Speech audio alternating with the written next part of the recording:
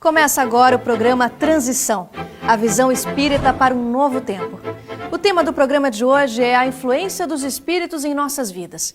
Mas você pode pensar, eu não acredito em espíritos, eles não existem. Ou, quando for a hora, eu penso nisso.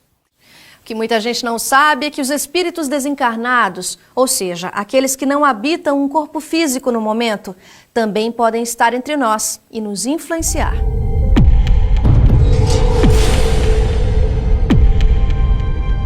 Os espíritos influenciam a nossa vida muito mais do que a gente imagina. Essa até é uma questão do Livro dos Espíritos. Onde Kardec pergunta se os espíritos influem e influenciam na vida diária das pessoas. Mesmo de encarnado para encarnado e de desencarnado para encarnado, essa influência é constante. Podem chegar mesmo a conduzir a vida de uma pessoa sendo como uma personalidade a mais. Ou como um processo em que a pessoa acaba se desconhecendo totalmente porque ela está vivendo um processo constante de influência.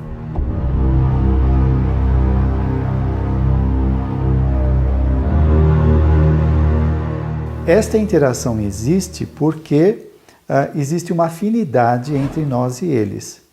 Então, se eles estão nos observando, se eles estão nos acompanhando, é porque existe essa proximidade. Quem são eles? São pessoas como nós, que saíram fora do corpo através da chamada morte e que, por falta de conhecimento da própria espiritualidade ou da vida transcendente, eles continuam com seus condicionamentos, dando vazão aos seus interesses, emoções, etc. Temos que lembrar que nós formamos uma única humanidade, a humanidade dos encarnados e a dos desencarnados, mas na realidade nós somos todos espíritos e com isto os bons se aproximam para beneficiar e os maus, os ressentidos, os que estão com ódio, eles se aproximam para se vingar, para prejudicar e essa influência ela vem através do pensamento. É básico aquilo que nós colocamos como desejo, como a nossa prioridade mental. Então, isso faz com que se aproximem de nós espíritos simpáticos. Existe até um termo que a gente ouve nas obras espíritas que fala a respeito do... Nós estamos nos acotovelando com os espíritos. Isso é verdade. Os espíritos funcionam como onda de rádio. Eu sintonizo, eles entram na nossa faixa mental e a partir daí trava-se um processo de sintonia. Essa sintonia dá espaço para que um possa interferir no psiquismo do outro. É assim que alguém me sugere uma ideia e eu sou mobilizado por aquela ideia a fazer aquilo ou deixar de fazer aquilo, a ter um determinado tipo de ideação ou não. Esse processo ele se dá sempre a nível de sintonia mental. Os espíritos conhecem os nossos pensamentos e é principalmente através das imagens que nós colocamos em circulação. Nem tanto por ouvir, porque eles não necessitam disso. Eles são capazes de conectar conosco através dos pensamentos. Agora, como eles nos influenciam é sempre através do sentimento. A ponte que ele tem conosco para acessar os nossos sentimentos é através do pensamento, através da sintonia, da sua vibração mental, que é a maneira pela qual eu expresso o que eu sinto. Pensamentos bons nos ligam aos espíritos bons e pensamentos maus nos ligam aos espíritos maus. Por isso que muitas vezes as pessoas mudam de ideia de uma hora para outra em situações onde você fala, mas por que ela pensava assim, agora pensa de outra maneira? Ou como a gente pode dizer, por que alguém teve uma inspiração, um artista, um cantor e outro não teve? Ou então por que de repente uma ideia nasce em vários lugares ao mesmo tempo, em momentos diferentes no mundo, vamos dizer assim? Por que será que é isso? A cada pensamento há uma conexão. A rede é formada assim, é uma rede universal. E isso vale tanto para os espíritos desencarnados quanto também para os espíritos encarnados. Também nos ligamos às pessoas através dos nossos pensamentos. Então essa rede fica estabelecida e essa convivência é recíproca. tanto nós recebemos a influência dos espíritos, quanto também influenciamos os espíritos. Realmente é uma rede. Nós vivemos uma net de pensamentos e de sentimentos, aonde a influência dos espíritos é apenas uma delas. No entanto, para nós é a mais importante na vida de relacionamentos. Todo o processo é psíquico e de onda, é de mente a mente. O espírito não entra no corpo, como muitos tentam admitir essa hipótese. Há um processo de vínculo que é totalmente subjetivo, totalmente imaterial. Um espírito pode estar próximo ou mais distante e sintonizado, ele pode interferir no psiquismo de alguém. Ele não precisa, portanto, nem estar do lado e tampouco entrar. Essa ideia de entrar é uma ideia muito tacanha, primitiva, porque ela não existe. É como a luz no vitral, ela ultrapassa o vitral. Há um processo de interpenetração. Os espíritos, mesmo nos transes consagrados, eles não entram no corpo.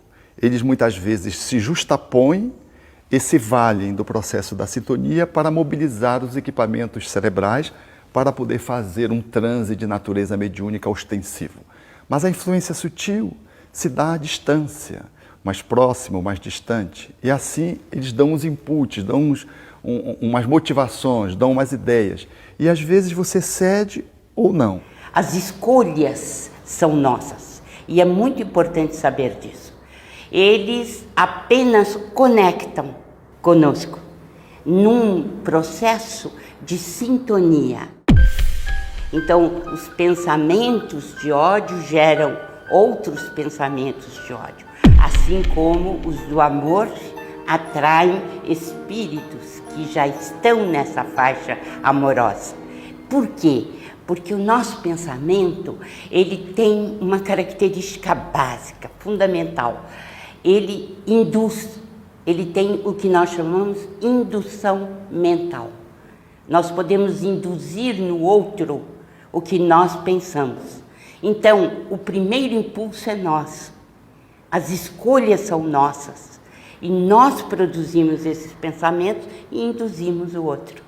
Algumas pessoas imaginam que somente os médiuns ostensivos, isto é, aqueles que recebem as manifestações dos espíritos patenteadas, bem claras, é que estão sob essa influência que eu citei aí do Livro dos Espíritos. Não, todas as pessoas, porque se existe a mediunidade ostensiva, também existe a mediunidade generalizada.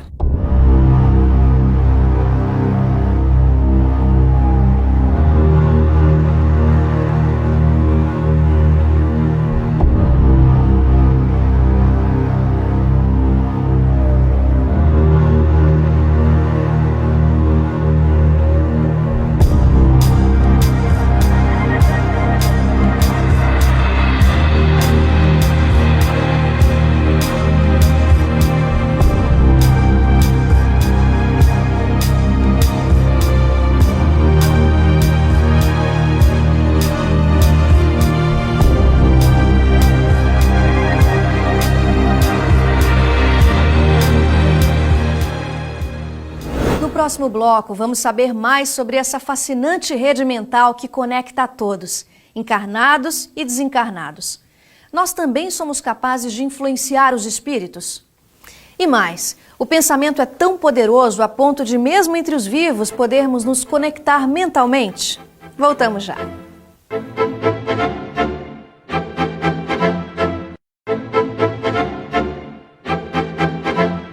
Já sabemos que os espíritos podem nos influenciar através da sintonia mental, mas nós também podemos atuar sobre eles. O que acontece quando alguém muito próximo de nós desencarna? Continuamos ligados a essa pessoa? Muitas vezes nós sofremos influenciações espirituais benéficas através de parentes, de entes queridos que se foram antes de nós para o mundo espiritual.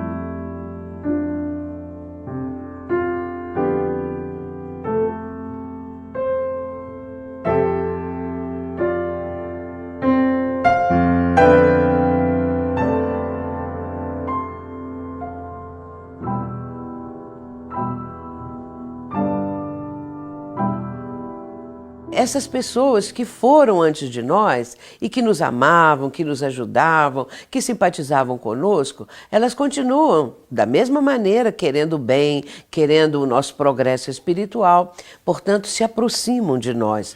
Podemos influenciar os espíritos que estão no mundo espiritual, por exemplo, os nossos afetos que desencarnaram, todas as vezes que nós nos fixamos nele. O apego sempre é um processo que gera prisão, algema.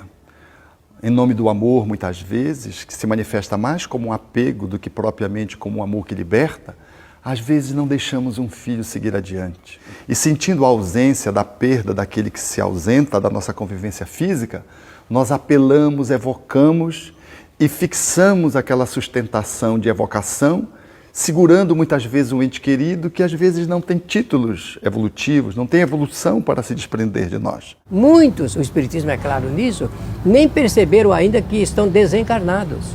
Então estão realmente enraizados na problemática existencial do homem e é por isso que essa influência é cada vez mais poderosa. Às vezes assim acontece. Nós conseguimos segurar um espírito em função dos nossos pensamentos de amor ou de ódio. Odiamos tanto alguém que, por exemplo, lesou um filho nosso de forma letal ou não, e aquele que sai do corpo, por exemplo, num incidente policial, nós temos tanto ódio que nós atraímos aquele espírito e nos vinculamos através dessa rede mental de negatividade que nós nos expressamos na relação com o mundo espiritual. O amor, como o ódio, gera vinculações. Agora, influência dos espíritos nós pedimos. Quando nós fazemos uma oração, nós estamos pedindo que eles influenciem a nossa vida, que eles intercedam de alguma forma. Então, que ela existe, existe. Só que se ela existe, ela pode ser positiva e negativa. A positiva, ela nunca vai dominar uma pessoa. Ela vai fortalecer, ela vai sinalizar. Emmanuel, quando diz que a oração, ela não evita o buraco do caminho, ela não evita o caminho que você tem que trilhar, mas a oração ilumina o seu caminho. E aí você enxerga o que precisa enxergar e direciona os seus passos. A partir desse conceito de rede mental, podemos supor que existe conexão mental também entre os vivos. Mas será que é possível mesmo acionar alguém à distância? Como todos somos espíritos, um encarnado influencia na outra pessoa que também está no corpo. Eu lembro-me certa feita de uma jovem que trabalhava um drama emocional, amoroso, e havia se distanciado do parceiro fazia 2 anos e estava a 3.000 quilômetros de distância. E em tratando o seu drama, sua dor, ela se surpreendeu quando, após a sessão psicoterapêutica, em consultando o telefone, viu uma ligação do ex-parceiro. Ela ficou admirada porque não falava com ele ao telefone, estava há mais de 2 anos desvinculada dele, já estava até casada com uma outra pessoa, mas ficaram muitas mágoas. O seu trabalho foi tão intenso que ela o acionou à distância e ele telefonou. Alguém pode dizer, mas isso é um processo de coincidência. Mas 2 semanas depois, trabalhando a mesma problemática, no nível de aprofundamento, quando acabou a sessão terapêutica, novamente estava um telefonema às 11h30 da manhã, aproximadamente, do ex-parceiro. Então, isso demonstra que psiquicamente nós estamos numa rede e nós influenciamos o outro à distância. É assim que funciona a prece quando oramos para alguém. Nós também magneticamente interferimos no outro. Do ponto de vista da física moderna, da atualidade, nós percebemos que tudo se conecta. É a grande teia da vida. Quando você pensa em alguém que você ama, você aciona esse alguém. Se o seu pensamento é de ódio e se alguém se sintoniza com o seu ódio, com a sua mágoa, com a sua culpa, pode haver uma reverberação e o outro igualmente se ressentir. Nós somos responsáveis, portanto, pelo nosso pensamento, bom ou ruim, quando canalizamos na direção de alguém. O pensamento ele tem uma força poderosa. Nós podemos atrair e também podemos repulsar, podemos afastar os espíritos através do pensamento.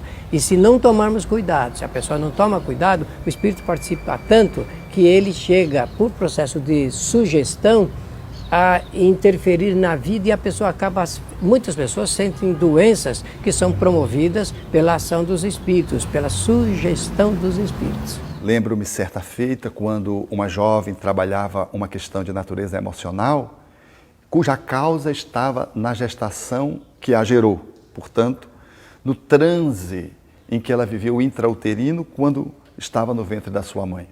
E foi um transe muito doloroso, porque a mãe ficara grávida numa circunstância inoportuna e a mãe tentava lhe abortar. E esse processo foi muito intenso, muito doloroso e marcou-a psiquicamente ao ponto agora dela, enquanto adulta, estar ainda sofrendo as consequências do pensamento da mãe abortivo.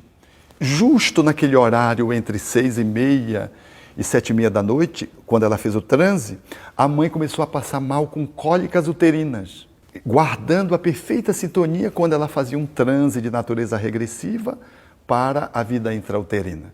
Então, nós estamos interligados uns com os outros. E a nossa lembrança, a nossa memória, ela não é alguma coisa inativa. Ela aciona, quando evocada, um campo. E nesse campo, ela alcança as pessoas que se desvinculam, positivamente ou negativamente.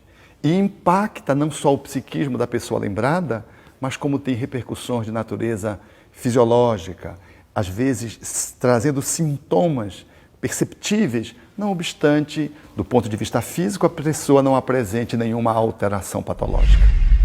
Como nos proteger das influências negativas? Feitiço existe mesmo? Macumba pega? Vamos saber no próximo bloco.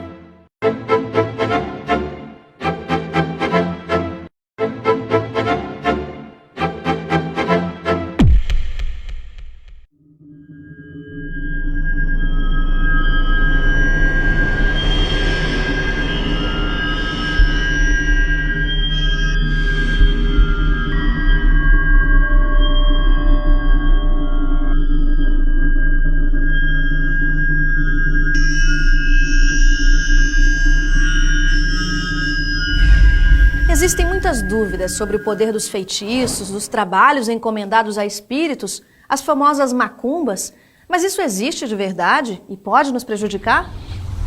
Eu ouço às vezes as pessoas dizerem assim: fulano está muito carregado, ele deve ter agora sido atingido por um trabalho feito, esses trabalhos de cemitério, trabalho nas encruzilhadas. E as pessoas vêm e perguntam: será que isso existe? Existe sim. Pode acontecer dessas influências, pode acontecer que a pessoa esteja sendo dominada por um espírito obsessor que está a serviço desses que estão fazendo o trabalho, e isso vai num contínuo. Efetivamente, as pessoas manipulam os espíritos que se ajustam às suas intenções, fazem essas oferendas e fazem comandos psicológicos, espirituais, para que os espíritos agenciem isso ou aquilo. Vão atrair espíritos deste mesmo nível vibratório, deste mesmo padrão vibratório. Espíritos que querem prejudicar ou que estão a serviço do mal. Isso existe realmente, ainda no nosso mundo. Portanto, espíritos voltados para o mal, com propósitos de prejudicar alguém, vão interferir no sentido de, através do trabalho que foi feito, ali é uma representação simbólica, mas quem vai atuar são esses espíritos atrasados. E é o pensamento com uma carga negativa muito intensa. Quanto mais superior é o espírito, maior a capacidade de apreensão e de mergulho no psiquismo da pessoa que está no corpo. E quanto menor a sua evolução, maior dificuldade ele tem de poder penetrar na intimidade do psiquismo da pessoa. Ele só registra aquilo que está no âmbito da sua faixa mental. Dize-me o que pensas, que eu te direi com quem andas. Assim diz Emmanuel. Na verdade, quem está com pensamento assim negativo, pensamento sombrio, pensamento que não tem mais esperança para coisa nenhuma, essas pessoas, e também voltado para uma vida desregrada, cheia de vícios, essas pessoas ficam vulneráveis. E esses espíritos e esses trabalhos feitos podem atingir realmente. Se a pessoa não sintoniza, o espírito não acessa. E se ela não merece, estando num estado de vulnerabilidade, de fragilidade, mas não merece, há uma proteção dos espíritos superiores que impedem que aquela interferência se consolide. Essa é uma questão que a gente precisa entender. Pensamentos em contato com os espíritos nós temos o tempo todo. Agora, a frequência que nos coloca numa sintonia positiva, essa é a conquista pessoal, essa é a conquista de cada um.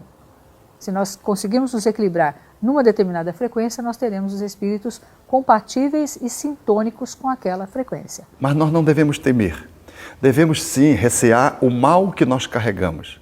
Porque o mal que nos carregamos, isso é que nos faz mal. Quando é que nós e como que nós podemos nos afastar da influência dos maus espíritos? Porque eu quero estar sempre bem influenciado.